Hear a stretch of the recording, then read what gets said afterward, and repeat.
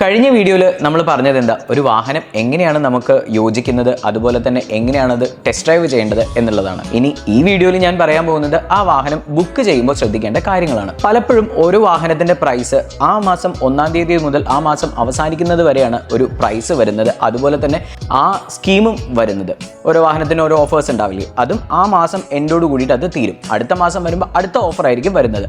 ചിലപ്പോൾ അത് ഓഫർ കൂടാം, ചിലപ്പോൾ ആ ഓഫർ കുറയാം. അതുകൊണ്ട് തന്നെ എപ്പോഴും നമ്മളൊരു വാഹനം ബുക്ക് ചെയ്യുമ്പോൾ ശ്രദ്ധിക്കേണ്ട ആദ്യത്തെ കാര്യം, കൺസൾട്ടന്റ് നമ്മുടെ അടുത്ത് പറയുന്ന അല്ലെങ്കിൽ ആ സെയിൽസ് എക്സിക്യൂട്ടീവ് നമ്മുടെ അടുത്ത് പറയുന്ന കാര്യം കൃത്യമായി എഴുതി വാങ്ങിക്കാൻ വേണ്ടിയിട്ട് നമ്മൾ ശ്രമിക്കണം. കാരണം ചിലപ്പോൾ അവർ വെർബലി നിങ്ങളുടെ അടുത്ത് ഒരു ഓഫർ തന്നിട്ടുണ്ടായിരിക്കും, ഞാനൊരു അണ്ടർ ബോഡി കോട്ടിംഗ് നിങ്ങൾക്ക് ഫ്രീ ആയി തരാം എന്ന് പറഞ്ഞിട്ടുണ്ടായിരിക്കും. പക്ഷേ അത് എവിടെയും റിട്ടേൺ ആയിട്ടുണ്ടാവില്ല. നമ്മൾ വെഹിക്കിൾ ഡെലിവറി എടുക്കാൻ ചെല്ലുമ്പോഴാവും ഈ സാധനം അതിനകത്ത് ഉണ്ടാവില്ല. അപ്പോൾ നമ്മൾ ചോദിക്കുകയാണെന്നുണ്ടെങ്കിൽ നമ്മുടെ അടുത്ത് അതിനകത്തൊരു പ്രൂഫും ഉണ്ടാവില്ലല്ലോ. അപ്പോൾ അതില്ലാതിരിക്കാൻ വേണ്ടിയിട്ട് എന്താണോ അവർ തരുന്ന ഓഫർ അത് നമ്മൾ കൃത്യമായി നോട്ട് ചെയ്യാൻ വേണ്ടി ശ്രമിക്കുക.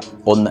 രണ്ടാമത്തെ കാര്യം, നമുക്ക് കിട്ടുന്ന ഓഫറുകൾ അത് കൃത്യമല്ലേ എന്നുള്ളത് അവർ തരുന്ന ആ എഴുതി തരുന്ന ഓർഡർ ബുക്കിംഗ് ഫോമിനകത്ത് രണ്ടാമത് ക്രോസ് ചെക്ക് ചെയ്തതിന് ശേഷം മാത്രമേ നിങ്ങൾ സൈൻ ചെയ്ത് കൊടുക്കാൻ പറ്റുള്ളൂ. കാരണം എന്താണെന്ന് വെച്ച് കഴിഞ്ഞാൽ നിങ്ങളുടെ ഓരോ സൈനും വളരെ വിലപ്പെട്ടതാണ്. അതുപോലെ തന്നെ നിങ്ങൾ സിഗ്നേച്ചർ ചെയ്ത് കഴിഞ്ഞതിന് ശേഷം ആരാണോ റെസ്പെക്റ്റീവ് ആയിട്ടുള്ള ഒരു കൺസൾട്ടന്റ് അദ്ദേഹത്തിനെ കൊണ്ട് അതിനകത്ത് സൈൻ ചെയ്ത് മേടിക്കേണ്ടത് വളരെ വളരെ വളരെ ശ്രദ്ധിക്കേണ്ട ഒരു കാര്യമാണ്.